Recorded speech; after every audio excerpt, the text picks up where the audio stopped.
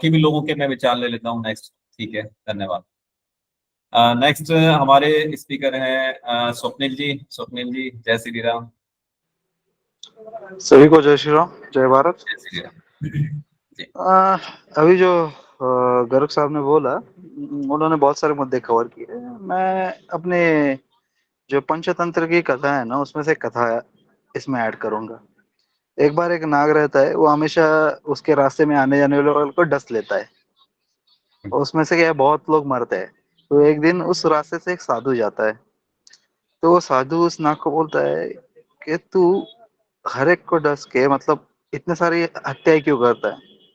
हम्म, तुझे तेरी ताकत दी है, उसका सही इस्तेमाल करना चाहिए, उसका गलत इस्तेमाल नहीं करना चाहिए।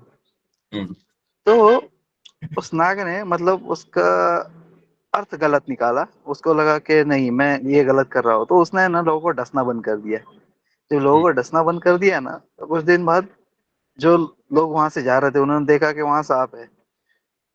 एक दिन वहां से जो लोग जा रहे होते हैं, वो लाठियां लेके आते हैं, उस सांप को कुचल कुचल के मार देते हैं। तो हम्म, जब वो आखिरी कुछ सांसें गिन रहा होता है, तो वो साधु वहां से जा रहा होता है। तो वो साधु को बोलता है कि आपकी बात मैंने मान ली, क्योंकि हम्म, आप एक साधु है, लेकिन उसका परिणाम ये हुआ। साधु ने उसको बोला, मैंने तो कहा था कि तू डस मत लोगों को बिना वजह। मैंने ये नहीं बोला तू खुद की रक्षा कर मत। हम्म, तुझे जो जहर दिया है भगवान ने, वो तेरा शस्त्र है। जी, तुझे वो अपनी रक्षा के लिए यूज करना है, ना कि किसी को हानि पहुंचाने के लिए। खुद की रक्षा और दूसरे को हानि पहुंचाने में फर्क अंतर है। है। मैंने तेरे को बोला था तू दूसरे को हानि मत पहुंचा बिना वजह, लेकिन ये नहीं बोला था खुद की रक्षा मत कर। आज हम हम्म, क्या हो गए हैं, वो जो साधु बोला था ना, उसी एंगल में अगर देखे, तो आज हिंदुओं की वही हालत है। उनको ये नहीं पता चल रहा कि वो जो बोलते खुद की रक्षा करना और दूसरों को तकलीफ ना पहुंचाना, इसमें जो इन्होंने बोला ना, एक थिन लाइन है हिंसा और अहिंसा, मतलब सेल्फ डिफेंस में। हम्म, वो थिन लाइन क्या है, वही हम भूल गए। जी, वही हम भूल गए, और यही वजह है। और उसमें मतलब अगर मैं ये चीज बोलूँ तो शायद लोगों को ऑफेंडेड लगे। हमारे कुछ नेता हुए, जैसे मोहनदास करमचंद गांधी, मैं उसको महात्मा नहीं मानता, क्योंकि वो कभी था भी नहीं। हम्म, उसके ने जो पाठ पढ़ाया था ना, वो उस साधु जैसा था हम्म, कि आप हिंसा मत करो। और वो मतलब इतना ब्रेनस्टॉर्मिंग हो चुका है कि उसके बाद की जो जितने भी जनरेशन आई ना, हम्म, वो वही अहिंसा अहिंसा वाला पाठ पढ़ते पढ़ते आज हमारी ये हालत हो चुकी है।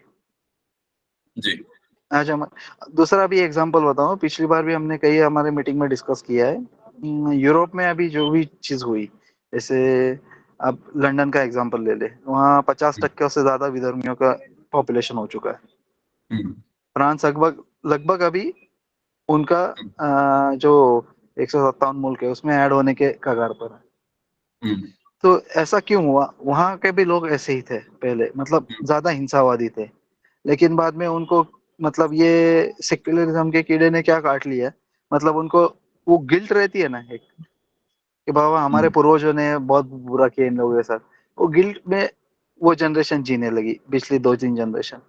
और उसके हम्म, बाद जो वहाँ ये विधर्मी गए असाइलम लेके, मतलब शरणार्थी बन के, उन्होंने वहाँ हम्म, ग्रुप बनाया, और इनके वो गिल्ट का उन्होंने एडवांटेज लिया। और आज सिचुएशन ये है, जैसे बोला, लंदन में 50% से ज्यादा मेयर पे पाकिस्तानी है, टू बी ऑनेस्ट।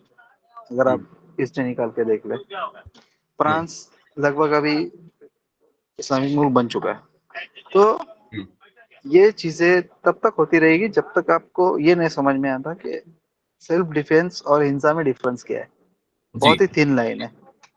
हमको वो थिन लाइन अभी आइडेंटिफाई करके वो बतानी पड़ेगी लोगों को, कि हम्म, आपको सेल्फ डिफेंस करना है, आपको किसी को चोट नहीं पहुंचना है। जब ये रियलाइज होती जाएगा हिंदुओं में, तभी हिंदू टिक पाएंगे। जी, तभी हिंदू टिक पाएंगे। जी, बिल्कुल। धन्यवाद स्वप्निल जी। आपने एग्जाम्पल भी काफी अच्छा दिया, और बिल्कुल सटीक एग्जाम्पल है कि हमें अपनी क्षमताएं नहीं भूलनी चाहिए, और हमें उस कैपेसिटी को भी याद रखना चाहिए जिसके लिए हमारा प्रोफाइल है बेसिकली। कि लोग इतने हावी ना हो जाएं कि आपको कुचल के ही निकल जाए। तो बिल्कुल ठीक बात है।